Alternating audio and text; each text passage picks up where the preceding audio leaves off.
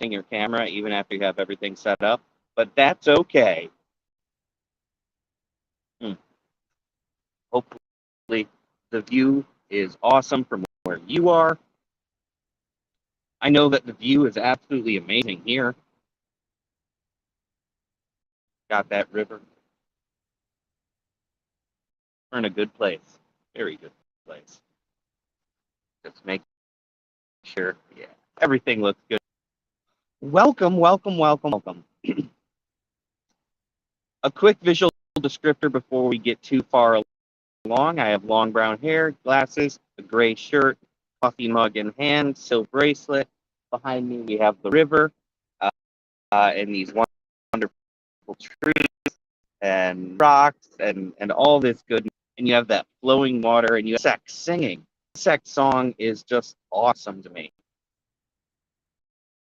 I don't know, there's something kind of beautiful hearing, like, I don't know if they're crickets, whatever these bugs are.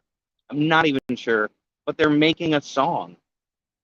And that song is for us. Pretty relaxing. I hope you have coffee, tea, whatever it may be, whatever gets your day going. I have my coffee. And it is good. It is. There's no complaints to be had when the world around you is so full of wonder. But then again, that isn't true, is it?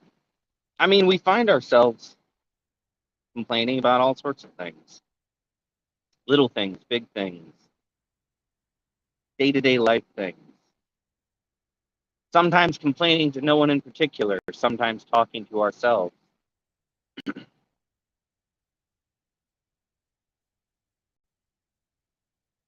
Sometimes we find ourselves questioning where we are, what we're doing, why we're doing it. I think that might be a common experience for many of you. That constant sense of questioning, that constant concern about your position in life and where you are. And that really brings us to today's topic and question. Are you living the life you wanted? It's a loaded question. It's a hard question. To think about whether or not we're living the life that we wanted, we have to consider, what did we actually want? You can frame this in all sorts of ways. I mean, if you push it to when you were a child, a lot of kids wanted to be an astronaut or a cowboy, firefighter. A lot of kids wanted to have an enormous room full of toys and not have to do anything. Some kids wanted to run free in nature or live within the confines of a world within a fantasy book that they read. You know, for some of us, it was wishing we could be where the wild things are. But those are the wants and dreams of our childhood selves. So, is that the life you wanted as you got older? Is that still what kept hold of your imagination, your mind, your thoughts, your dreams? Or did suddenly you get a new dream? Did you want to be a doctor, a teacher? Maybe it had nothing to do with your job. Maybe your dream was living in a cabin in the mountains. Maybe your dream was sailing the seven seas. It's kind of strange to think, but that's still a valid dream now. And I have met people who, in their adulthood, got boats and sailed the world. So clearly that's a dream that you can achieve. Did you want to backpack across Europe? Did you want to have the white picket fence and the 3.5 kids and dog and spouse?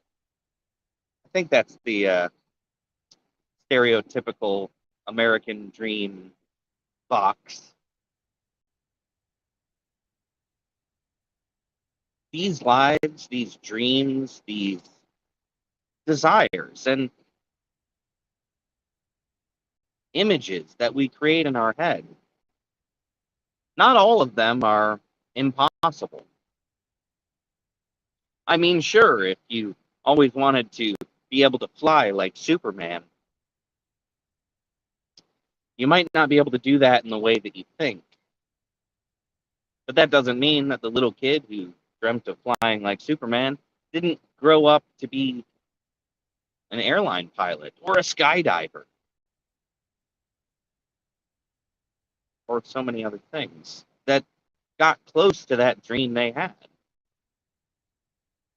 Maybe the life you wanted was a life of simplicity. Tiny little house, maybe fish in a bowl, a book, and a fireplace.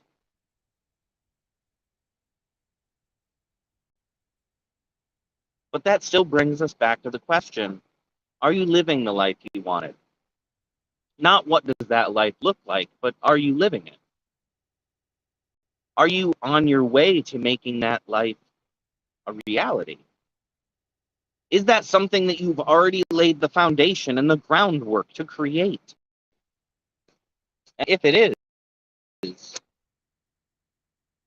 well, congratulations. If you've already started to move towards the life you always wanted, or you're living the life that you always wanted, congratulations. That is so wonderful.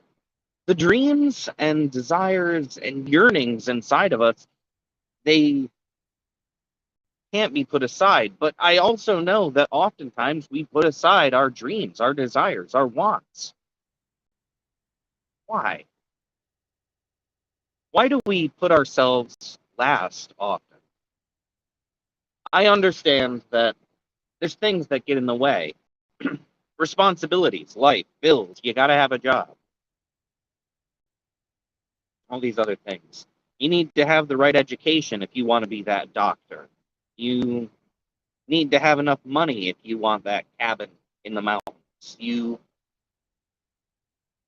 need to figure out some sort of remote job if you want to backpack across uh, Europe for a couple of years. You need to do all this stuff to get you from here to there. I know it's tough. No, it's not always easy. For myself, I feel like I'm always in progress. I'm always moving towards my dream of the life I wanted.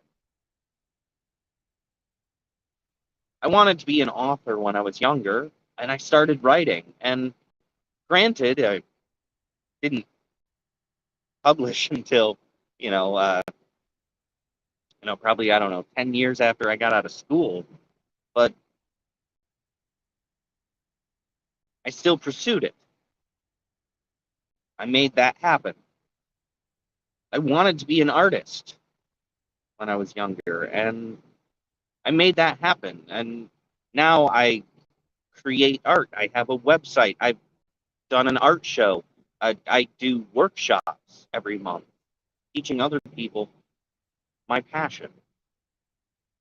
I wanted to make films. I did that too. But these are not endpoints. In fact, these things too can still grow further. I'm still trying to figure out how to make it possible to be an author, an artist, a filmmaker, and I'm still reaching forward, trying to get my dream and live it. And I think that's one of the most important things about the lives we want to live is a constant striving towards them. Even if you attain your dream, even if you get the life you wanted, well, now you're in it and you have to keep it going. You have to perpetuate this amazing life you wanted. And I don't say this to be negative, I just say it as a fact. Our dreams and our desires, they have to be maintained. So whether you're on the road right now to living the life you always wanted, or whether you're living the life you always wanted, keep going. That's what I say to you. Keep going. Keep going and keep that dream alive. Keep that life a reality. Make your dreams come true. And we can, in so many ways, make our dreams come true. I guess my real message for today is you can do it. It might not be easy, and maybe the life you want to live could be unconventional, but it's possible, and it can be yours.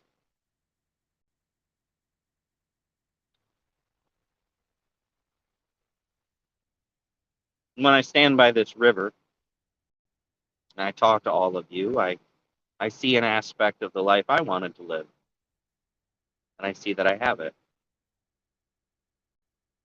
When I talk with my best friend, I see the life I wanted to live, and I have it. When I see my name on the spine of a book, I have the life I wanted to live. There's so many other little things like the long and the short is this. Can, you will, and you should continue to pursue your, your life. Not one that someone's told you to live, and not one that you feel forced you have to live. Embrace what you wished for, and what you imagined. Make it happen. Because most certainly, I believe that each and every one of us has the capability to do it. While you're at it, grab an extra cup of coffee, tea, whatever it may be. You definitely deserve it.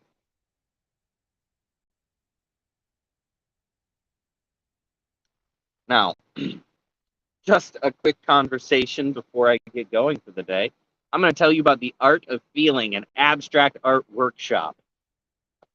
There's going to be a link somewhere nearby, and you can sign up on Eventbrite right now for any of the workshops for the rest of the year, or all of the workshops for the rest of the year.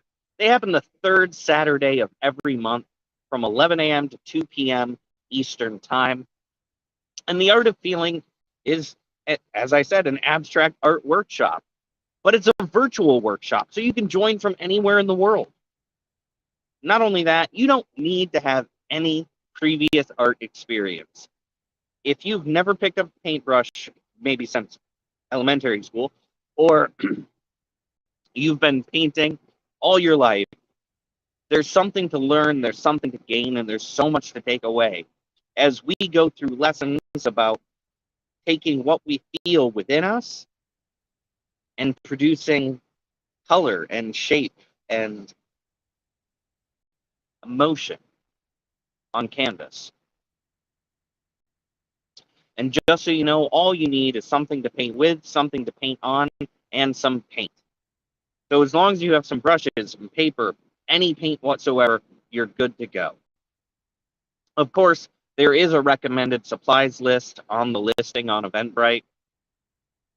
And if you don't have all those things, it's fine. There's also a link where you can go to my Amazon storefront and you can buy some budget supplies. But again, don't feel like you have to. Just show up. We had someone actually show up one day with a tablet, an art tablet, and they did everything digitally, and it was pretty awesome. So